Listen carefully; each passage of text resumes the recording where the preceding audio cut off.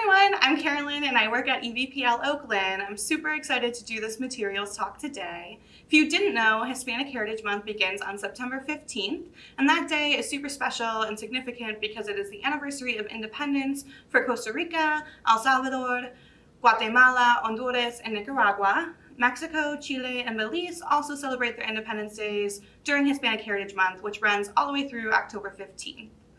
The main book I wanted to highlight in this video is Mexican Gothic by Silvia Moreno Garcia. Her other books include The Gods of Jade and Shadow, Certain Dark Things, and Untamed Shore. She writes a little bit of everything, but she did write her master's thesis on H.P. Lovecraft, which you can definitely tell when reading Mexican Gothic. It is a Gothic horror book, and there is some sensitive material, so definitely look into that as much as you'd like to. So the plot really starts when Noemi's dad receives a strange, creepy, mysterious letter from Noemi's cousin Catalina, who just got married to an Englishman named Virgil Doyle, and she moved away into a kind of a small mountainous town with his family in his ancestral home called High Place. In the letter, Catalina's not really making much sense. It's very distressing. She believes something evil is happening at a High Place, and Noemi and her father are very concerned.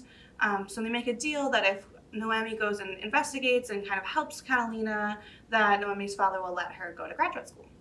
Noemi arrives at High Place, and it's this giant, hulking Victorian manor, everything you'd expect from a Gothic novel. It seems to be rotting from the inside, and it's not updated. It's very dark. There's creepy ancestral pictures all over the walls. But what's even weirder than the house is the way that Virgil's family treats Noemi. His father is very unwell and says kind of off-putting things to her. His sister is very disapproving of everything that she does. She doesn't want her to speak at dinner. She doesn't want her to smoke. Noemi's not allowed to talk to Catalina really alone for long periods of time. They definitely keep tabs on her. They don't want her exploring by herself at all. Definitely they have something to hide.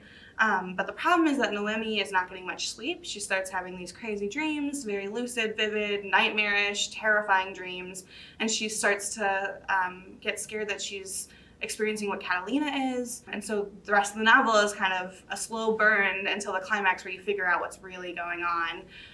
There is a bit of a romance too. It's definitely not the main strain of the story, but there is that if you're someone that likes to read that as well. So the reason I chose this book, I really immensely enjoyed it. It's a page turner. It'll keep you on the edge of your seat. I really, really loved it. But also, it's such a celebration of Mexican culture. The author, Silvia Moreno Garcia, really incorporates so much into this book: Mexican artists, Mexican music, movie stars, even some history and politics. I learned so much about Mexico's history in this book.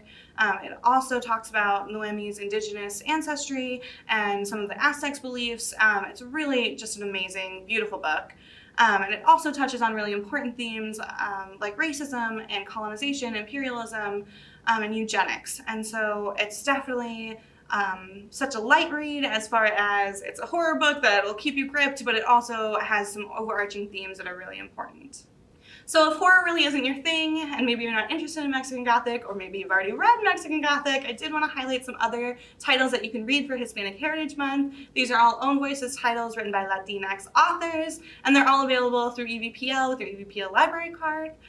So Cantoras by Carolina de Robertis, Excavation by Wendy Ortiz, Children of the Land by Marcelo Hernandez Castillo, Tell Me How This Ends by Valeria Luiselli, and Long Petal of the Sea by Isabel Allende. Those are just some of the titles. There are so many more. I do also want to say that EVPL Central does have a Spanish collection, so you can check out books in Spanish as well. And if you have little ones at home, I do encourage you to check out La Hora del Cuento on Facebook with Mariceli. It's such a great story time option. Sometimes you learn how to cook a Mexican dish, or you read a story in Spanish, and she has little puppets, pepis. It's a really fun time. Please do check it out. Some more exciting news is we just got a new resource at EVPL called Pronunciators. So if you're learning to speak Spanish, wish to learn to speak Spanish, or want to brush up on your Spanish or other languages, please check that out as well. All right, happy Hispanic Heritage Month. Bye, everyone.